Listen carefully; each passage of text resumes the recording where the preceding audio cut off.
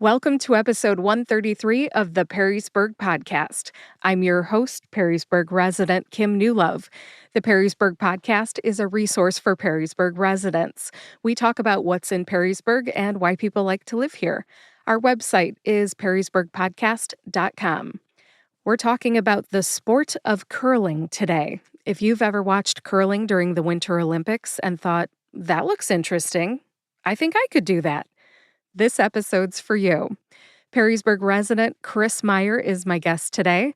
Chris is a member of the Bowling Green Curling Club, which meets at the Black Swamp Curling Center on State Route 25 between Perrysburg and Bowling Green.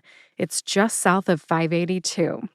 During our conversation, we talk about the 2026 Winter Olympics and how curling matches work.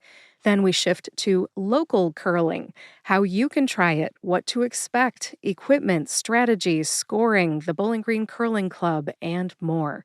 Whether you're brand new to curling or you've seen it before on TV, this conversation will give you a better understanding of curling.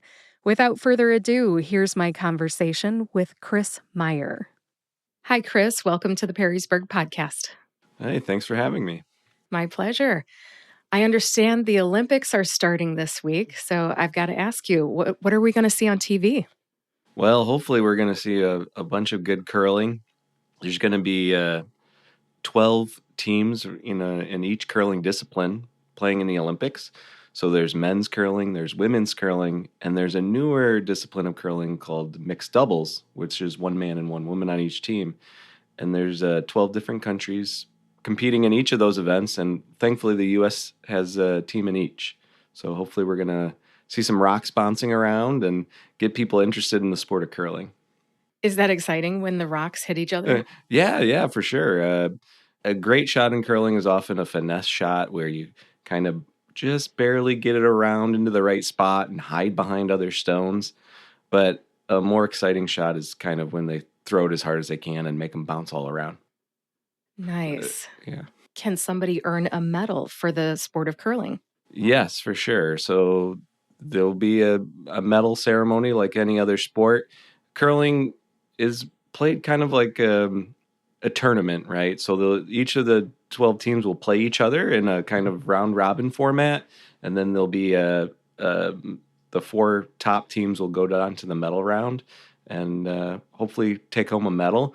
In 2018, the U.S. men won gold medals, but the powerhouses of curling are kind of Sweden and Canada, so those are the ones to watch out for. Nice. That's cool. I have only watched bits and pieces of curling, but I understand that a curling game or a curling match lasts a really long time. What can we expect as far as length? So a typical curling match in the Olympics is 10 rounds of curling, so we call them ends, where basically each team's going to deliver all of their stones. And each end takes about 15 minutes. So a whole 10 end game will take 2.5 hours. Now, sometimes they're a little bit shorter because one team will get ahead and the other team will concede kind of earlier than that. But yeah, a good 2 to 2.5 hours for a full curling game. But the way they publicize it on TV, it kind of goes faster than you think it will because all the action kind of comes after some stones are in play. So typically you'll have a commercial break at the beginning of the end while the first couple stones are being placed. And then when you come back to live action, yeah, there's rocks moving around then. Okay. My husband loves NFL football, and I know that he can watch Sports Center, or I think there's this thing called Red Zone where you can check it out whenever they're about to score. Is there such a thing for curling? There's no red zone in Canada.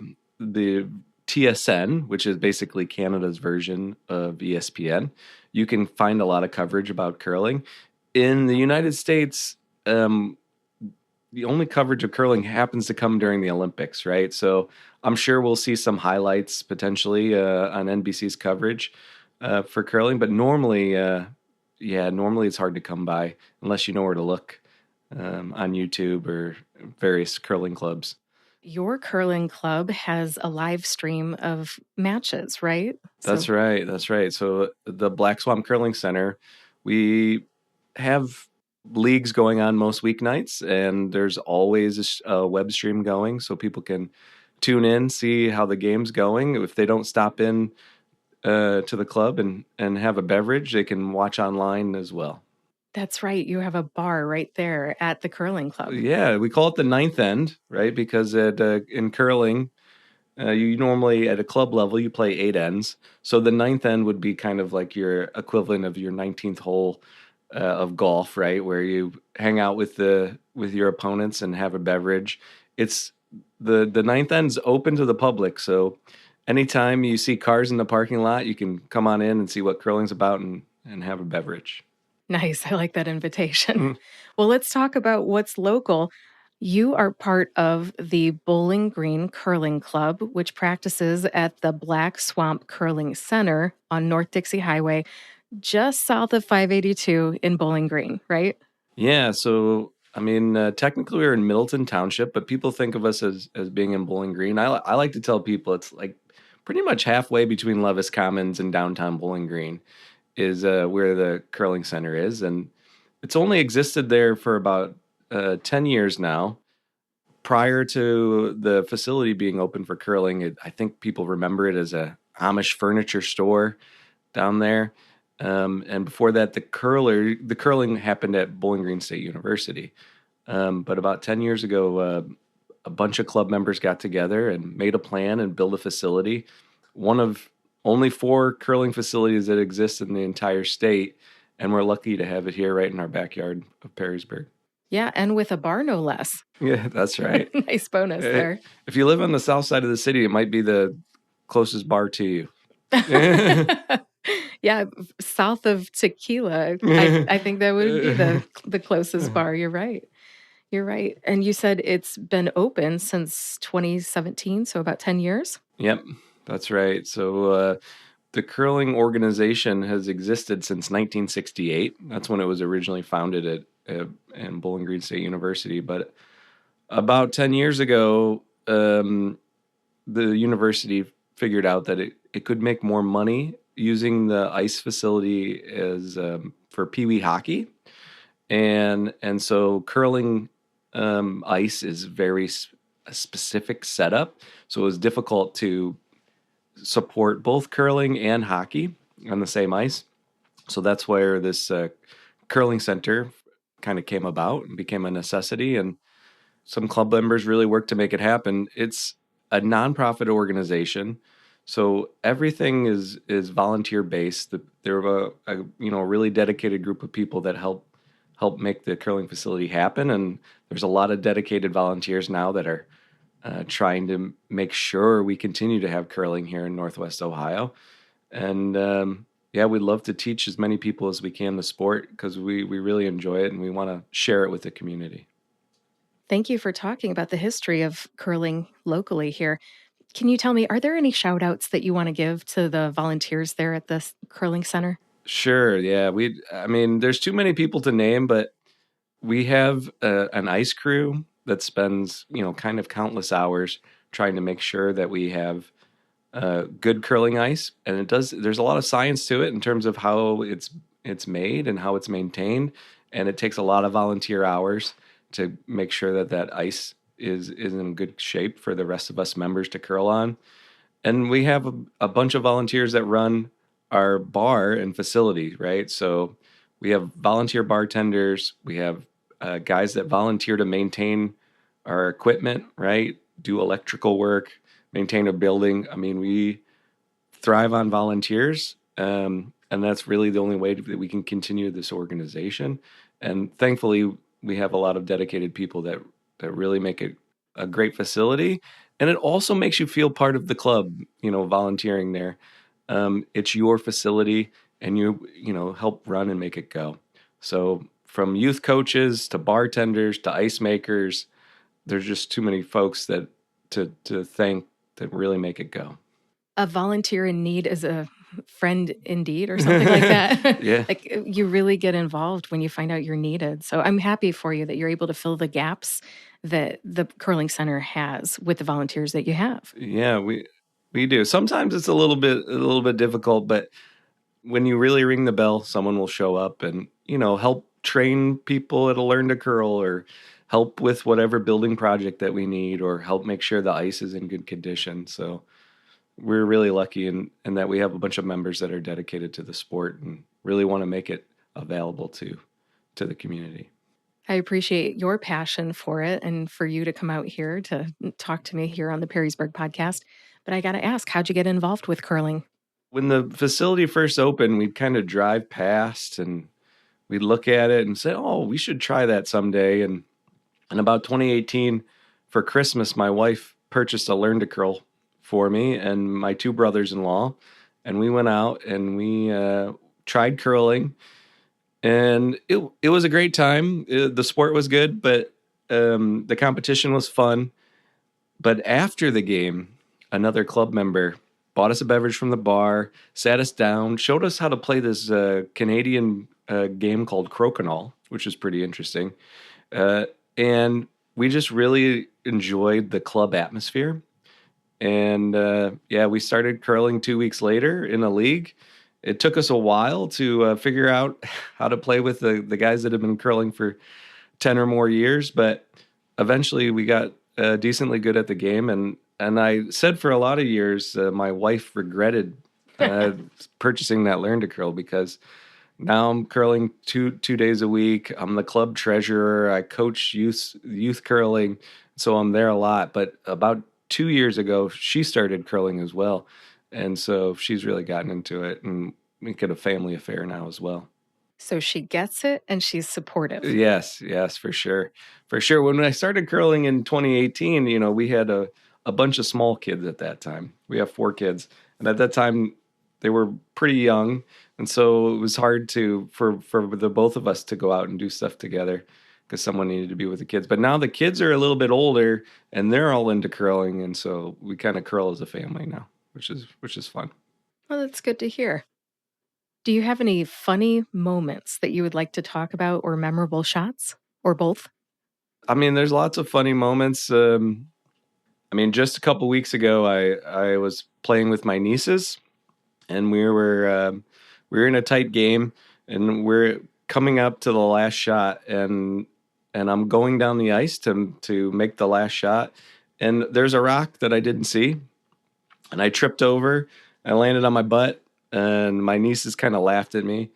And it was on the live stream. I pulled the video off so that I could kind of make fun of myself. So I think we're going to start a blooper reel now for these types of things. Um, but yeah, I mean, it's slippery and there's rocks and you can trip and fall. So you do need to pay attention. Normally when people fall, they're delivering a rock and they don't have to go very far because you're already kind of in this lunge position. So you kind of just roll over like a turtle and it's funny. We do recommend to people to don't feel bad about falling the first time you try it because that's part of the game. But you'll get the hang of it for sure. Thanks for sharing that funny moment. And then everybody's got this famous shot in their mind when they think back to like their childhood and there was a buzzer beater, shot or a 3-pointer or a half court shot or something. I think everybody's got a story like that. What would the equivalent to that be for curling? And have you had that? One of the most famous shots in curling, at least U.S. curling, was in the 2018 Olympics. And basically, John Schuster, who was the U.S. skip at that time, basically had a shot to score 5. So they were playing against Sweden, who was probably the gold medal favorites in the gold medal game. And he had to kind of navigate a narrow window to knock a Swedish rock out and set 5 points. And 5 points in curling is a lot. Normally, in each round of curling, you score 1 or 2 points. So scoring a 5 at the Olympics is a pretty special thing. And, it propelled the Americans to the gold medal. Nice. Have you ever done that locally? Oh, sure. I mean, I've made plenty of shots and I've missed plenty of shots. I do think the curling's a little bit like golf. I'm terrible at golf, but when you go out and you hit that one great approach shot to the green and that's the shot you remember, I think in curling it's similar, right? You make that one great draw or that one great takeout of another opponent's rocks. That's the one you remember. forget the ones that you screwed up three ends before. So yeah, curling's kind of interesting that way. You kind of remember the great ones. And then we got this live stream, so occasionally members will take a little snippet of the YouTube stream, and then they'll have that moment to share with folks about the great shot they made. Thanks for sharing that. Mm. I was thinking about how I sought out your Instagram channel. You guys have this Instagram channel, and I was just thinking those bloopers would be great on that. Yeah, I'm trying to get that. I'm trying to get that started at the club. I think most club members will be good natured about it and post their own bloopers. So we won't out anybody who doesn't want to be outed, but I think it would be fun to post those bloopers. I will be watching those. I am now following you on Instagram. As far as membership, I know you're a member of the Bowling Green Curling Club, but how about other members? How many members are in the club? So right now we have about 200 curling members, and then we have about 10 or so social members who support the club and get involved in kind of some of the social activities, but don't curl. At the high point, I think we were at 275 members. And this is typical of most curling clubs. You get a bunch of interest during the Olympics. You sign up some new members, and then as people move away or pick up other hobbies, you kind of slowly erode some of your membership till the next Olympic cycle, which we're at now, which we're hoping to grow our membership to about 275 or 300 again. That would really make the club financially stable for the long run. Yeah, and more people can enjoy curling too. For sure. Yeah. What are the age ranges? So we have curling members of the club that range basically from 9 years old to 90. We do offer kids programs for kids as young as 6. And we have a youth program basically that goes from 6 to 18. And then we do have youth that curl in regular leagues and many adult leagues. And we have some members that have been curling for 40 plus years. So they continue to curl even into the late 80s and 90s. There's ways that we can amend the game so that they can continue curling by using what we call stick delivery. So once your knees and hips start to give out, you can still enjoy the game by using this stick to kind of deliver the rock instead of getting into that lunge position. When I stopped out at the curling center on Thursday when we met up, I saw people using the stick to deliver that. And I almost feel like I'd be more comfortable starting with the stick and then gradually going down to what do you call it, a knee delivery? Yeah, it's just we call it the traditional delivery, right? Where you're kind of sliding on one foot and with your other foot trailing behind you. But when we teach people to curl, we actually start with the stick, right? So that's Oh, the good. first thing that we teach everyone, no matter how able-bodied they are, and then that kind of gives you a sense for how hard the rock needs to be slid down the ice, and you have to put a rotation on the rock so that it curls in the direction that you want. If you don't spin the rock, it'll pick up its own spin and curl the way you don't want, more than likely. So starting with the stick gets everyone an introduction to the game. And then I'd say probably when people come out to learn, about 80% of them are then able to then move on to the slide delivery, where they're sliding and in that lunge position. But some people, may not feel comfortable doing that, or they may have, bad knees, bad hips, or, just other things that make lunging uncomfortable. And so they just continue the experience with a stick, which is totally fine. We have many members, my wife included, who use the stick all the time. It sounds like my instincts are kind of the way that you teach. You teach with the stick delivery, and then what did you call it with the lunge? The slide delivery. Yeah. Slide delivery. Okay. All right. Yeah. I'm not afraid to, bend, but I just want to know. I want to be more successful at first. I just feel like I'd be more successful if I had the stick at first. Yeah. Well, it sounds like your membership is ages 9 to 90, but you have these youth programs where it's even younger, where it's age 6 through 18, right? Yeah, we have two different youth programs depending on the age and the maturity of the kids, really. So for what we call our rock stars, those are our 6 to 9 year olds. Great name. Yeah, so a curling rock is about 44 pounds. And so a lot of these kids when they're 6 years old, the rock may weigh more than they do. So it's a little bit difficult to, get the rock going fast enough to play the game. So we play a modified version of curling with those 6 to 9 year olds where they're sliding the rock a much shorter distance, but they're still kind of learning the fundamentals and the mechanics of the game. And then when they're about 10 years old, they can graduate to our kind of regular youth curling. So our regular youth curling is mostly middle school and high school students. They're playing a regular curling game with their peers and learning, more details and more mechanics around curling. In fact, and our youth program is, you know, we've sent kids to the national championships the last, at least 5 or 6 years. Our girls team has finished as high as second in the country. Our boys team just finished this last year seventh in the country. So we've been able to, train up some kids to pretty high level of curling. Congratulations on that success. Thank you. Yeah, and you've probably had a hand in training those youngsters, right? Yes. So I'm, running our youth curling now, but there's been other folks that had taken the mantle in the club and built that program, handed that off to us. And we're really appreciated for the groundwork that they laid so that now we can continue teaching the kids and trying to send them to national championships.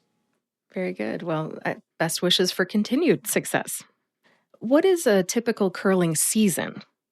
The curling club operates basically from about mid-October. We'll start putting the ice in, and about the 1st of April, we'll take it out. So it's a winter season. It's a winter sport. One of the things that hampers us actually is that it's really expensive to cool a huge slab of ice, right? So the curling club, remember, it's a nonprofit. It's all volunteers. We spend about $5,000 a month in the winter on electricity just to keep our ice in place. So it would be cost prohibitive to do that in the summertime. But curling's like it's a pretty fun activity to do when it's cold, right? And a lot of members do other things in the summertime, like play golf or other pickleball or other activities, right? And so curling's a nice kind of hey, once it starts getting cold outside, let's slide some rocks around on the ice. Yeah, it's a good way to stay active and be social, even though it's cold outside. Absolutely, absolutely. So curling can be quite an aerobic workout if you want it to be. It's the sweeping that really will kind of test your endurance. If you're really good at sweeping, you can really get your heart rate up quite quickly. But yeah, a lot of members are there for the exercise. A lot of members are there for the competition, and probably more than that are there for the camaraderie and the social aspect of the game, and what we call broom stacking. That's the time after the game where you set your brooms down and socialize and have a beverage at the bar. That would probably be my favorite part. Awesome. Well, for somebody like me who is not into curling, how would I get started with the sport of curling? Yeah, so the path that most members take is they start with a learn to curl, right? So a learn to curl is a 2-hour session where we spend the kind of the first hour kind of teaching you the very basics of the delivery, right? So first with stick delivery, then we'll teach you a little bit about sweeping, and then we'll do a slide delivery. And by the time you get through that first hour, you basically know how to, deliver a rock down the sheet of ice. And the second hour, then we kind of help you manage kind of your first curling game. So you get to throw rocks and bounce things around and have a competition. And hopefully at the end of that 2-hour session, you're kind of hooked on the game. And then we invite you to a starter league. And the starter league typically runs, about 5 or 6 weeks. And again, you come for a 2-hour session. That first maybe 30 minutes, we spend a little bit teaching you some of the finer points of the game. But then you get to play a kind of a longer game, and you have kind of a mini tournament with everyone else who's kind of joined the starter leagues. And then if you're fully hooked now, then you join a league and become a member of the curling club, and kind of curl as much as your schedule will allow. Right? That's a lot of times it's people's schedule that dictates when or how much they curl. Oftentimes we get people asking, "Well, can I just come try curling?" And most of the time, the club is having leagues, and you can't just stop in and throw rocks. But during the Olympics and when we start the season, and normally around the holidays, we offer many opportunities to try this learn to curl, and hopefully we can get you exposed to the game. Even if you don't end up becoming a member of the club, it's really kind of like a bucket list item for people to like try the game that they saw on TV. And yeah, you'll have a story to tell for sure. Right. Can people take pictures while they're on the Yeah, ice? absolutely, absolutely. Anyone who comes in and signs a waiver and wants to try it, we encourage you to take a photo to share with your family and friends. Sounds good. I did look on the website and I did find the Learn to Curl. I can't remember if it was under info. Help me out here. Yeah, so at bgcurlingclub.com, you can find our website. If you Google Black Swamp Curling Center, it'll also come up. But at bgcurlingclub.com, there's an events registry. There's a couple different ways to find the Learn to Curl dates. But if you click on under the events, you'll see all the events at the club. Some of those events might be things like curling tournaments or youth leagues, but you'll also see a list of Learn to Curl dates. And during the second half of February, I think we're going to be offering like 20 to 30 sessions. So there'll definitely be a time that will fit your schedule if you are looking to try the sport. Thank you for the information. I'll make sure to put a link to that in the show notes on perrysburgpodcast.com. And for the league, does it just go on all throughout the time that you're open from, you said late October through the end of March? That's right. So a typical league runs about 20 weeks. And you would curl, most of those 20 weeks. We take a break during the holidays. And if it's the Olympics that year, we'll take a little bit of break during the Olympics so that we can try to bring in as many people as possible to try the sport. So the hope is if your league is off that week, you'll volunteer to help train people on how to curl.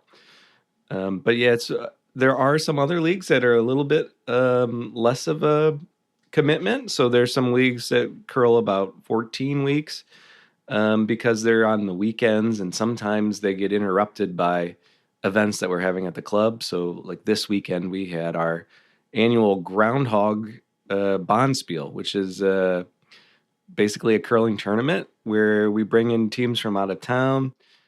This particular one's always around Groundhog's Day, so we always have some fun groundhog themed things going on during that event.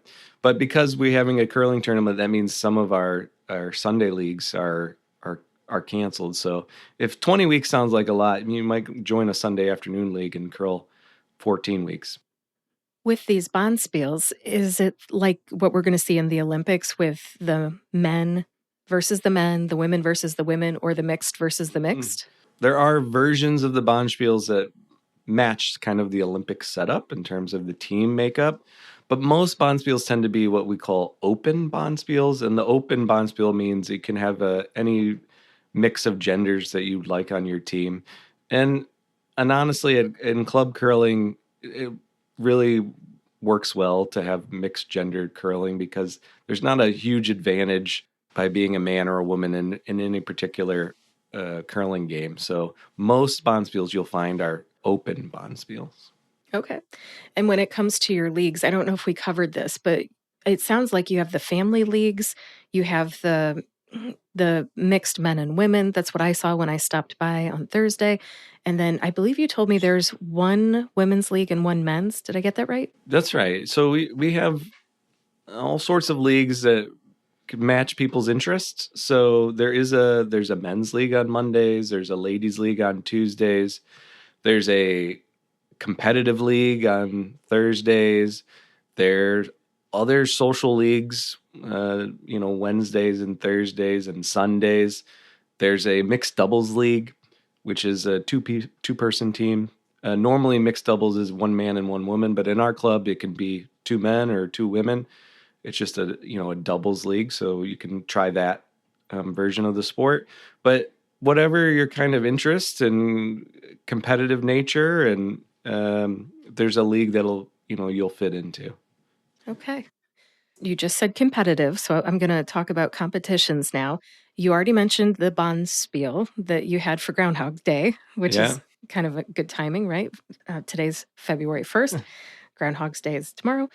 And, anyways, what are competitions usually like? Are people in the league practicing for a competition? Do you compete frequently? Do you travel to compete? What's the So deal? so and there's different levels of competitiveness, of course.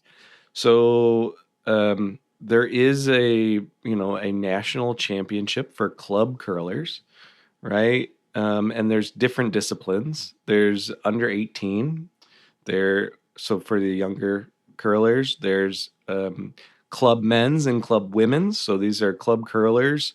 They're not on the kind of an Olympic track, but they're very good curlers in their club, and they want to say that they're the best club team in the country. There's a mixed fours curling, which is two men and two women. And then there's a unique one called under five. And people hear that and they go, is that under 5 years old? No, that means you have less than 5 years of curling experience. So there's actually a national championship for people who have 5 years or less of curling, which is to try to get new curlers interested in the competitive side of things. So if you go through one of those tracks, there's a national championship. And so you could become a national champ. And those things normally get held in um, cities that aren't too close to Perrysburg, right? So the last under 18 national championship was in Denver, Colorado. The next men's championship is in Chaska, Minnesota, which is kind of outside of Minneapolis. So a lot of curling clubs are in Wisconsin and Minnesota, or even Ontario if you want to go into Canada. So if you want to get onto a competitive circuit, you do need to travel quite a ways. But you can also travel to these bonspiels, which they're the primary purpose of the bonspiel is typically social. Right now, of course, there are people that want to win, and there is a trophy involved, and sometimes there's prizes. But the primary driver for people is to have a great weekend somewhere, enjoy some curling, enjoy the camaraderie of the sport. And so, depending on where you fit on that spectrum of a social curler to a competitive curler, there's some track for you. Where's the fiercest competition? The fiercest competition is probably in Canada. So we're lucky enough that we can, drive an hour to the Ambassador Bridge and then get into Canada. And just about any town of any size in Ontario will have a curling facility. And so, yeah, if you're a U.S. curler and you want to get your butt kicked, you go into Canada and they show you how to play the game. Ah. That's cool. I know that the Canadians take their hockey seriously. It sounds like they take their curling seriously too. They take curling seriously very well as well. And I say kick your butt, but they'll do it in the most polite, nicest way and make sure you enjoy yourself. Why they beat you? Yeah, that fits right in with the Canadian personality type. Yep. They're so polite. All right. Well, you mentioned earlier that the Olympics kind of sparks interest in curling. So, is that a predictable thing? Every 4 years, people become more interested in curling? Definitely, definitely. You see it on TV and you think, "Oh, I'd like to try that. Where can I do that?" Lucky enough, we live in an area where you can try curling because there's not a ton of places where you can do that in the Midwest for sure. And so in the last Olympic cycle, we actually trained 1,000 people on curling. So we had lots of opportunities for people to try it out. And, we got ultimately a lot of members out of those 1,000 people that tried it out. But even if you don't ever do it again, you can say, hey, I saw curling on the Olympics. I went and tried it. And it's just cool to know that we have a facility like that in Northwest Ohio that not many people across the country can say they have access to. So it's a cool, unique thing in this area. Try it out, take advantage of it. Thank you for confirming that the Winter Olympics does spike interest in curling. Now, when somebody goes to a curling match, like I know you just came from one to this Mhm. interview, what's the energy like? Are people excited? Are they serious? Are they somber? What are they like? Oh, it's mostly it's mostly fun, right? It's mostly low key in terms of it's not too stressful. Now, when you get to the end of the game, like we were today, and we needed one last shot to win the game, sometimes the nerves can come up a little bit, but most of the time you're joking around with the other team, and curling is also a unique sport in that there's certainly what we call the spirit of curling, and you're always trying to like be positive, cheer for great shots, even if they're not your team's great shots. You just kind of applaud the other team when they make a great shot, and try not to cheer for bad shots, right? So try to avoid that negative energy. But curling is it's a sport of honor, so you call your own fouls and you try to encourage everyone, and that's what makes it kind of a helps make it a welcoming environment. Sounds like fun. I will have to try it sometime. You should. Yeah. I would love to do the learn to curl with my niece, who is 12, and my husband, I think, would like to do it with our nephew, who's 14. I think they're at the right age where they'd try it, and I think they'd like it too. And they're from Bowling Green. Yeah. So 12 is good. And what to try a learn to curl. If the kids are much younger than that, they'll just have a difficult time with the rock and so on. So that's where we try to suggest that they join one of our youth programs. But a 12-year-old should be capable of delivering a rock and enjoying the sport. If they're 10, then I would say, ooh, that's kind of the cut line because you just don't have enough mass to do the sport, and you might get discouraged, right? Well, you said the rocks are 44 pounds, right? That's right. They're 20 kilograms typically. I mean, depending on the rock, it might be 42 to 44 pounds. They're I mean, obviously they're all the same size, but they're not all quite the same weight. Yeah, it's pretty heavy. And we say throwing the rock, but you're actually never throwing a rock. You never even pick it up off the ice. You're just sliding it down the ice. For most people, it's not a problem. Thanks for making that distinction. You are not required to pick up a 44-pound rock and throw it onto the ice. Well, speaking of rocks and throwing and all the terminology, let's this is going to be the fun part. Let's talk about some of this terminology. I heard you earlier talk about a person named a skip. Talk to me about what are these players called? The Y- skip and what else? Yeah, so most curling teams are a four-player team, right? And each of the players on the team kind of has a name.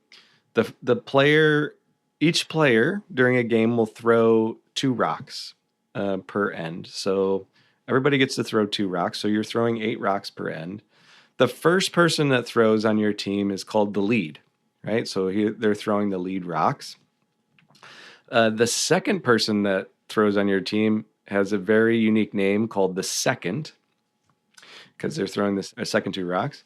And then the third person is called the vice skip. So often shortened to vice. So they're kind of the co-captain of the team. And the last person to throw the rocks is the skip. And the skip is really also not just throwing the last two rocks, which are the most important rocks typically, because they're coming kind of towards the end of the round, but they're also calling the strategy of the game, trying to tell you where to place the rocks, indicating when you should sweep and when you should not sweep. So the skip is typically a more skilled or certainly a more experienced player on the team. Thank you for telling me about those names. When you said skip earlier, it reminded me there's probably lots of terminology I don't know. But you have talked about the ice, and they're called sheets of ice. Is that right? That's right. There's in our curling facility, there's four sheets of ice. So we typically have four games going on simultaneously. Yep. And each sheet of ice is about 150 feet long and about 20 feet wide. So it's quite a long distance that you're sliding this rock. Right. And when I was in the warm room, as you called it, sitting in a much warmer room than the ice room, what the Hmm. cold room rather, I was watching and the two ends are too far from each other for me to really see what's going on. So I noticed that you had these monitors so you can see and it's from above. And I thought that was really nice. So I could see where the rocks ended up. Yeah, for sure. So we have cameras over what we call the house, and the house is just this 12-foot circle that's kind of looks like a bullseye. That's the target. That's where you're trying to deliver your rocks to. That's how you score points, is trying to get your rocks as close to that middle to the house as possible. But these overhead cameras allow you to see from the other opposite end of the ice what's going on, so you can stay in tune with the action. Okay.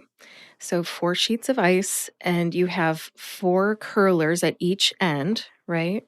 So the rocks will all start at one end, and so both teams will be delivering to the opposite end, and so you're kind of moving up and down the ice as a team, depending on whether it's your turn to throw, and if you're going to sweep that rock. The skips normally stay at the far end so that they can judge the ice, because the ice will do different things depending on how hard you throw the rock, how fast it's spinning, um, and different parts of the ice may act differently than others, right? So there's actually a lot to look at if you're a skip. But the team's moving up and down the ice depending on if it's your turn to deliver a rock or the other team's. All right. So, one thing that I'm realizing right now that I didn't know as I was watching it is that everybody starts at the same end and they deliver their rocks towards the opposite end. So, it's not like cornhole where there's Right. two opposing teams. They're all kind of shooting the rocks or delivering the rocks in the same direction, right? Correct. Okay. So, and then after all 16 rocks have been delivered, then one of the jobs of the vice is to kind of determine who's got the closest rock to the center of the house. And if you have more than one closer than the other team, you can score more than 1 point. But typically, you'd score one or two, but you can score 8 points if all 8 of your rocks are closer than the other team's rocks in that target area. It's pretty rare. It's kind of like a perfect game in baseball. So every once in a while, it happens. And it's normally kind of a celebrated moment. You get your picture taken. USA Curling will sponsor you, or show you on their social media pages and all that things. But an 8-ender is one of those rare items in the sport of curling. And you're saying that's when both teams score 8 points? No, so each end only one team can score, right? The Oh, team that's closest to the center. So to score 8 points, all 8 of your rocks have to be closer to the middle of the target than any one of the other team's rocks. So you can imagine that that's pretty rare. gotcha. Okay. This is definitely a hands on sport where you learn by doing. For sure, for sure. You kind of and it's a very demonstrable sport, right? And that's why when people see it at the Olympics, they get interested in it. If I were just at, sometimes if I say, "Oh yeah, we're going to go curling," people may not even understand what that is. They may think, "Oh, you're doing something to your hair. You're going curling." Yeah. But yeah, once you see it, it's kind of like pretty interesting game, and it's a little bit mesmerizing watching the rocks curl and bounce off each other, and watching those people yell and sweep. Right? Like, what is this all about? Well, you really got to try it to get it. Right. One last thing about terminology as we kind of finish this topic and move on to the next one. I noticed there's no referees and nobody's calling penalties. Would you like to talk about that? Yeah, so there's definitely rules and there's definitely fouls that occur in a game of curling, but it goes with the spirit of curling, is that you're meant to call those fouls on yourself, right? So a couple of the fouls that are most common is when you're delivering a rock, you have to let go of it by a certain point, a red line that we call the hog line. I really don't know why we call it the hog line, but that's what it's called. If you don't release your rock by the hog line, this is a foul and you're supposed to take your rock out of play. The other one that happens periodically is what we call a burned stone. And again, I don't know why we use this terminology burning. There's nothing on fire on the ice. But if your brush or your broom touches the rock, then you've burned the stone and you're supposed to remove it from play. And so most players and the other team won't see either of those things unless they're looking really closely. So it's really incumbent upon, the team that's delivering the rock to call fouls on themselves. And most people do that. Yeah. Sounds like curlers are very well behaved. Yeah. So, I mean, a lot of it, I think, comes from, curling was invented in Scotland, kind of like golf, right? And so the same kind of rules of golf and being honorable and counting your strokes and not kicking the ball into the right spot, those kinds of things kind of come over in curling as well. Thanks for the details. I appreciate the history there. Mm. And that's probably where that hog line came from, too. You said it's from Scotland. Yes. I have a feeling there's a tie to Scotland with that terminology. Well, let's talk about the cold room versus the warm room. So, with the cold room, let me just tell you what I saw. It was cold. Mhm. Obviously, I saw the 4 sheets of ice. I saw there was a US flag and a Canadian flag. Would you like to talk about why that is? Yeah, so I mean, we get a pretty good amount of Canadians that come down and enjoy the sport with us. So, out of respect to them, we hang their flag. And a lot of the best curlers in the world probably come from Canada. They say to win the Canadian national championship might be harder than to win an Olympic gold medal. So, it's big in Canada, and we enjoy it when Canadians come down and enjoy the sport with us. The cold room is, it is cold. It's 40 degrees in there. We actually heat it to 40 degrees because the ice is kept at about 25 degrees. So we got cooling going on underneath the ice and then kind of a little bit of heating so that it's comfortable to curl. There's no wind chill, of course, in the building. So, and if you're sweeping and moving up and down the ice, it's not uncommon for people to kind of remove layers as the game goes on and end up curling in a t-shirt because it's not as cold as you would think, being 40 degrees and standing on a huge sheet of ice. I've seen many a runner running outside in shorts and a t-shirt in 40-degree weather. This is Ohio. We're tough. We definitely recommend to people that they come in layers, right? Because when you first step out there, it's going to feel a little chilly, but once you get going, yeah, you can kind of peel off some of those layers and you'll be fine. Okay. Thanks for talking about the temperature of the room and the flags and the competitors. Some of the other things that I noticed were signs for sponsors. Would you like to talk about your sponsors? Yeah, for sure. So we've been fortunate to get some businesses to help sponsor our curling facility and sell some sponsorship ads. We have them on the wall and we have a few of them in the ice. Some of those sponsorships came to us from companies who rented the facility to do a kind of a corporate team building event. It's a pretty common way for us to use the facility and promote the sport. And they had such a great time. They wanted to help the facility continue to serve the community and helped us with sponsorship. And in exchange, we give them some ad space and give them some exposure on our YouTube channel. And, like I said, we'll bring in 1,000 people probably over the next few weeks as we do Learn to Curl. So their business gets some exposure in our facility. Are there still opportunities for this season to become a sponsor?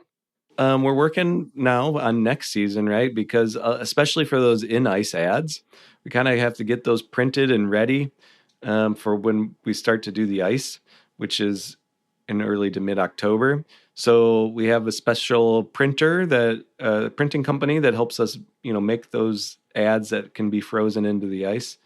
But yeah, we definitely start talking to people now about next year's advertisements. Okay. I know not everybody finds these podcast episodes the day they're published. So somebody might be listening to this in September of 2026 and they'll say, hey, that's me. I want to sponsor you guys.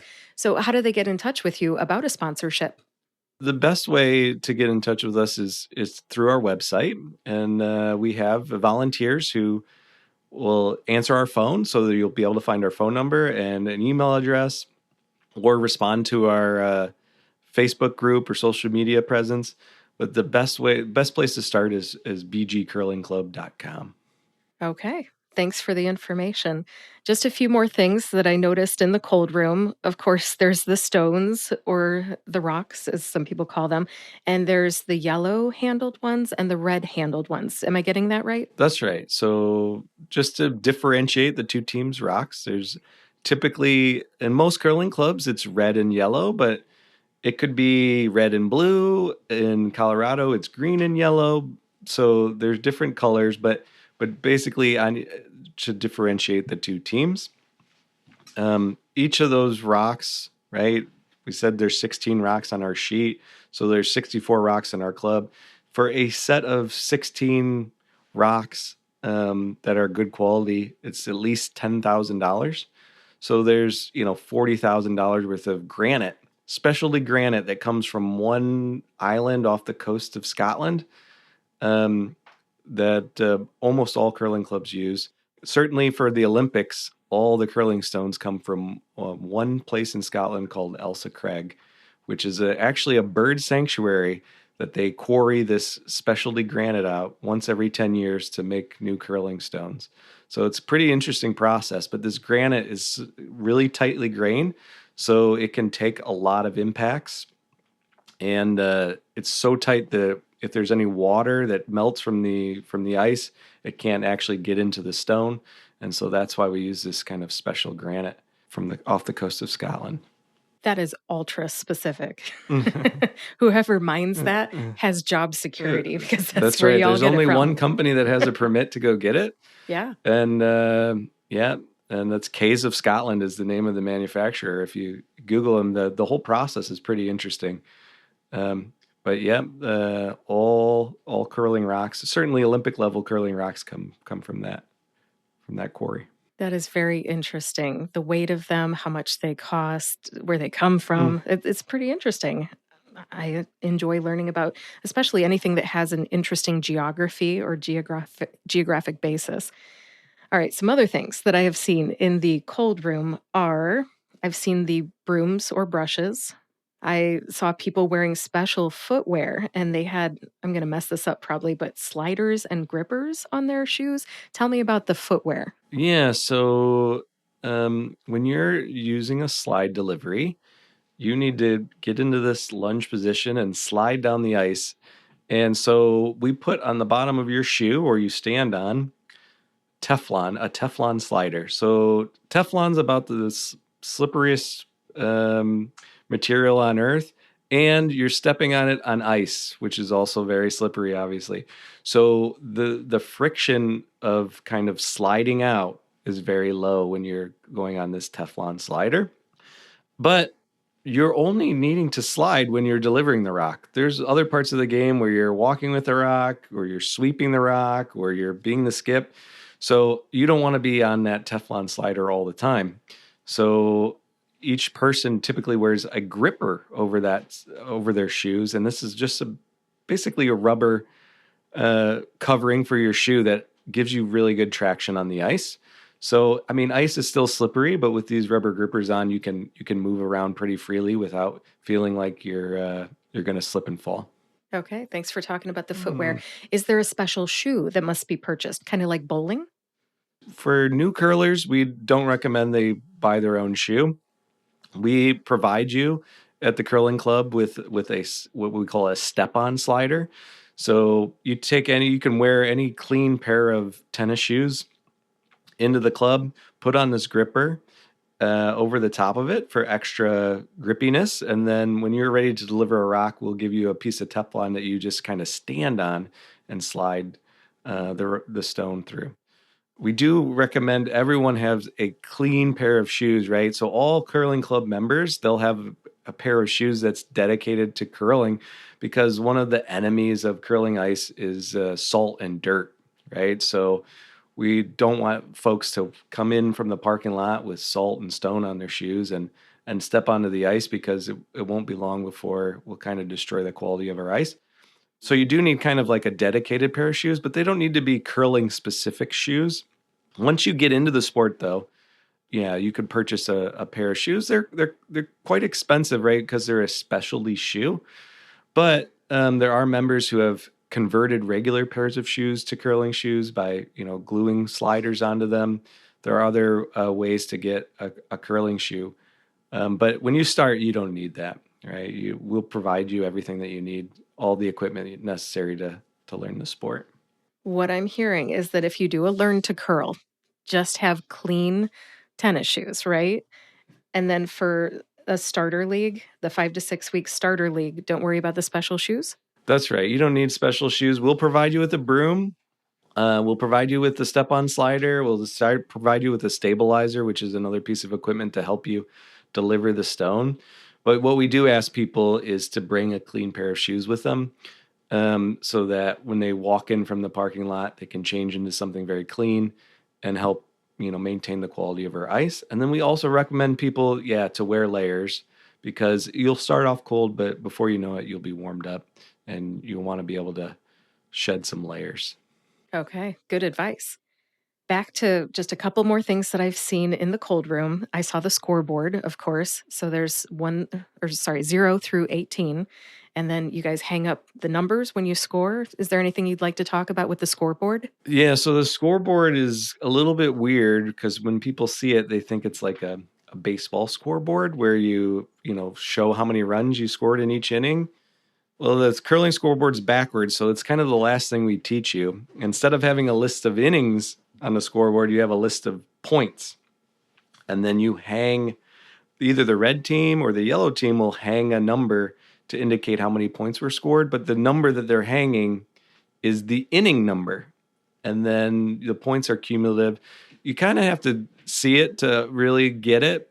But in the Olympics, they actually use a more traditional scoreboard, like a baseball scoreboard. You'll be able to tell the score a lot easier in the Olympics than most curling clubs, where they have this kind of like counterintuitive way to hang the score. Once you get it, it makes sense, and it actually tells a story about who scored and what end. And one of the key things in a curling match is who has the last rock, which is called the hammer.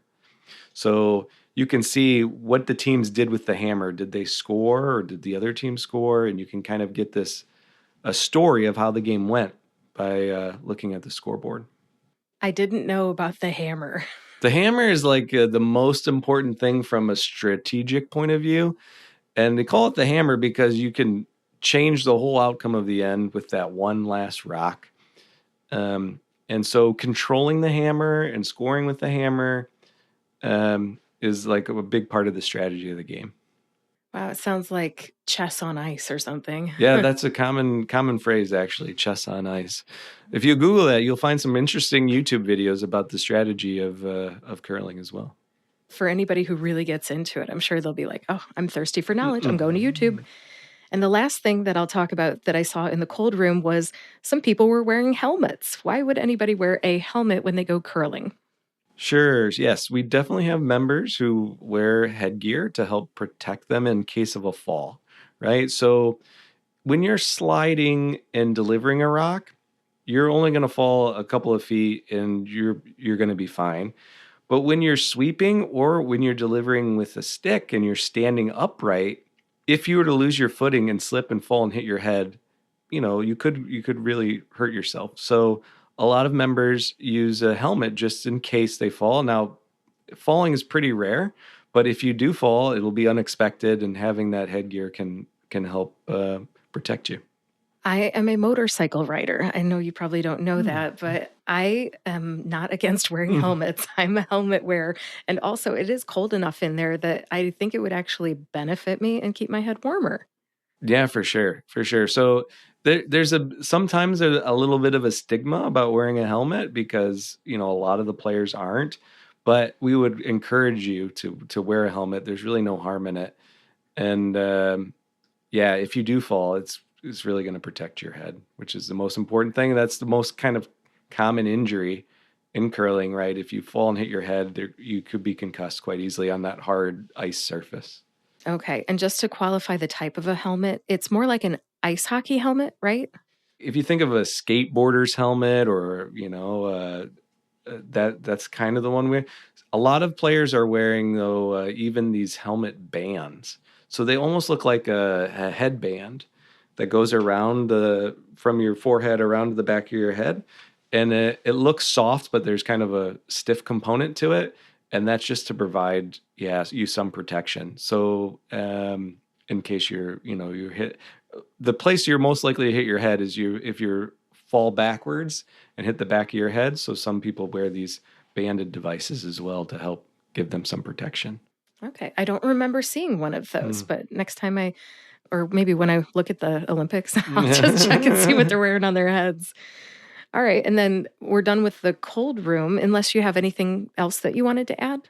No, I think we covered. You might want to mention that you decorate it with kegs. Yes. Yeah.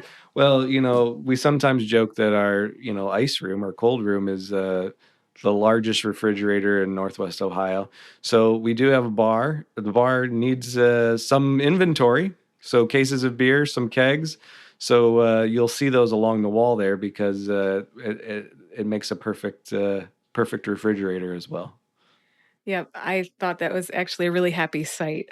I do enjoy a good beer, and if you add that to the cold room, it just makes me smile. Okay, anything else to add about the cold room? No, I think that covers it. Okay, great. Moving on to the warm room. The warm room, it was just kind of the waiting area for me, and that's where we met. What would you like to talk about with the warm room? So the warm room is where some of the after game social things go on, right? So after the game, it's traditional in curling for the winning team to buy the losing team the first round of beverages. So we often say, well, you either win the game or you're going to win a drink, right? So there's no losers.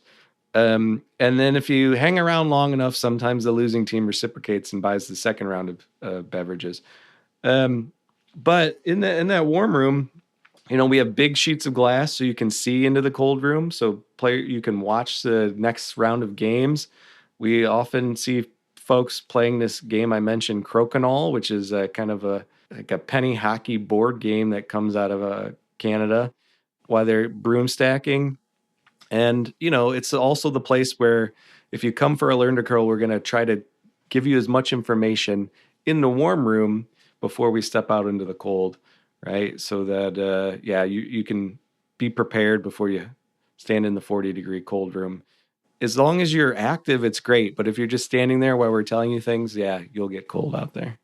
That was a good description. As a fresh set of eyes, what I saw was the bar, which we've already talked about, tables and chairs, trophies. Would you like to talk about the trophies? Oh, yes. There's lots of trophies, right? So every league has a trophy. Some leagues have 2 trophies.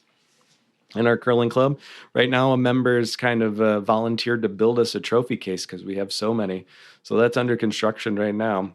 But we have trophies that go back to the founding of the club in 1968. And our latest trophy was created just 2 years ago for our youth league. One of our members actually uses 3D printer to print a trophy for our youth league.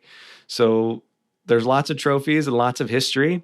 If you kind of scroll through the names and the years, you can kind of see get a sense for the history of the club. Yeah, there are a number of trophies in there. Some of them are very interestingly shaped. One is made of wood and looks like a stone. Yeah, for sure. So we have some that are made of glass, some that are made of wood. We actually have a trophy for this weekend's Bonspiel that's a golden groundhog. So there's all sorts of weird and interesting trophies, as well as kind of traditional ones.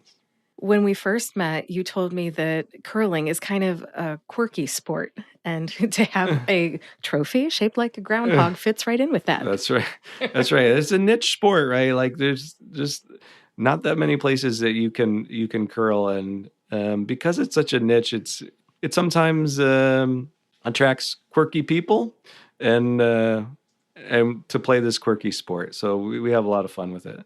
Yeah, quirky's not bad at all. I think it's interesting. That's all. Yeah.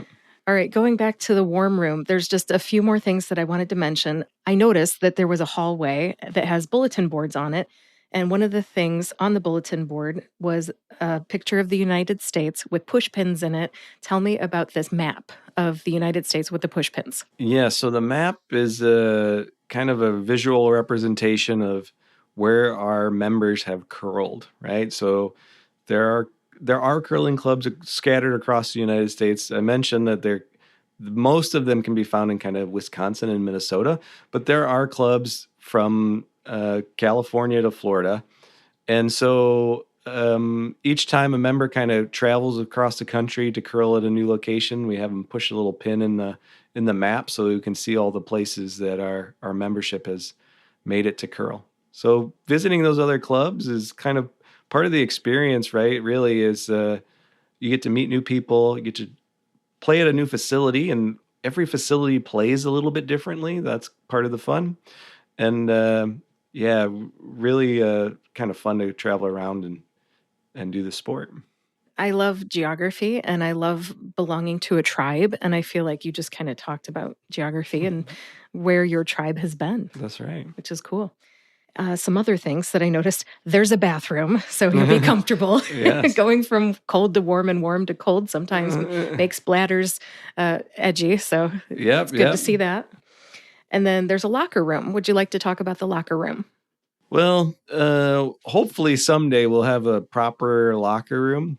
That's part of the long-term plan of the club. Today we have an area where members kind of store some of their curling equipment, their brooms or their shoes, and we got to have a space kind of where people can, change their shoes and grab their equipment and get ready for the day. In the long run, we're hoping this space will be a proper locker room. We got to raise some funds for that to happen. All right. Well, how can the Bowling Green Curling Club or the Black Swamp Curling Center raise funds? All right. So the primary thing is for us is our members, right? So our members pay what I'd say is quite a reasonable fee to be a member and join a league. That's kind of the primary source of revenue for the club. But then there are many other places where we bring in revenue. We obviously sell beverages at the bar. That helps the club. We do these learn to curls, right? So every time someone comes in, they learn to curl. They make there's a fee to do that, and that helps the club. We do corporate rentals. We rent the ice to companies, organizations, anywhere from multinational corporations that are in the area down to Girl Scout troops that want to have a Girl Scout event. And then lastly is advertising, right? So we have those are the kind of the sources of income for the club, and we would love to have more than 200 members. Our facility should support up to 400 members before we have kind of start running out of space for people to play. At 300 members, we would really be financially viable for the long run, and so that's kind of our goal in the short term. Thanks for talking about that. Anybody listening to this, please support the Black Swamp Curling Center. Do people ever rent it out for a private party? Yes, people have rented the curling facility for birthday parties, for some kind of family reunion, right? So that if you want a private event, then and you want to give everyone this bucket list item and this story about how you went curling, that's definitely can be arranged as well. So if Mr. Beast from YouTube were to rent out the Bowling Green Curling Club's space, then that'd be okay, right? Yeah, totally fine. Totally fine. That'd be awesome. All right. I noticed that you've got this great website, you've got a Facebook page, you've got Instagram and YouTube. Is there anything I'm missing? No, those are the channels that we have today. All of those channels run by volunteers. Again, it's a really strong community that helps us keep the club going. And I guess the last question here, what conversations or experiences tend to convert people who are curious to members? The best way to become a member is to register for one of these Learn to Curls. You'll get the experience and you'll get to try it out. You'll get to do it with a bunch of other people who are new to the sport. So it won't be intimidating. There'll be people at your level. And what we hope you'll enjoy is not just the sport, but the camaraderie, The members are going to be out there to greet you, try to welcome you into the curling club, and we just really want you to have a good time, enjoy the experience, and hopefully you'll decide you want to be a member. I love the invitation. Thank you very much. I'm all out of questions, but I always like to give people an open mic moment. So at this time, are there any myths, misconceptions, rumors, anything else you'd like to add? The floor is yours. The thing that sometimes people think that I think is a bit of a misconception, and you only realize this once you try it, is that like this isn't a real sport, right? People, they look at it on TV and it looks so easy when the Olympians are delivering these rocks that you go, geez, I can win a gold medal. Let me do that, right? And when you come out and try it, you're going to be flabbergasted by how much skill it actually takes to do what you see in the Olympics. But you can get 80% good at curling in a short amount of time, but to get that last 80 to 100%, you really have to dedicate yourself to it. But we'll make the sport really fun for you if you come try it. Thank you for talking about that myth. It's harder than it looks. Any other misconceptions, rumors, or anything else you'd like to share? No, I think that's it. Hope to see everyone at the curling club. All right. Thank you very much, Chris, for coming to the Perrysburg podcast. And let's enjoy the Olympics together. Thank you very much. Yeah, I look forward to watching curling. Thanks again to Chris Meyer for being my guest on episode 133 of the Perrysburg podcast. I have 3 big takeaways for you, and then we'll wrap this episode up. Number 1, Olympic curling is much more strategic than it looks. I will be watching the Olympics this year with a fresh set of eyes. After my conversation with Chris for this podcast episode, I will notice more than just stones sliding on ice. Number 2, you don't have to be young, athletic, or experienced to try curling. The Black Swamp Curling Center welcomes people of all ages and abilities to participate. That is definitely the inclusive vibe that I got. And Learn to Curl events really seem to be the best way to get started. And number 3, third and finally, the Olympics are a perfect time to try curling locally. So as I record this in February, early February 2026, if you have ever thought, I should try that someday, this is your moment. I will include a link in the show notes to the Learn to Curl sign up page so you can see upcoming dates and sign up. By the way, I am not compensated in any way for featuring the Black Swamp Curling Center or the Bowling Green Curling Club on this podcast. This podcast is my hobby project, and I'm just grateful to Chris for showing me around the curling center and telling me all about the sport. It's the Olympics, and I've driven by the curling center many times over the years and never stopped in. This podcast gives me a reason to explore what's in and around Perrysburg, like the Black Swamp Curling Center. I'm glad I finally went in, and I appreciate Chris showing me around. Also in the show notes today are the website and social media links for the Bowling Green Curling Club, a link to sign up for our weekly newsletter here on the podcast, and more. Everything you need is on perrysburgpodcast.com. Thanks again to Chris Meyer for sharing his time and expertise, and thank you for listening to the Perrysburg Podcast, episode 133. Enjoy the Olympics. I'll talk to you next week.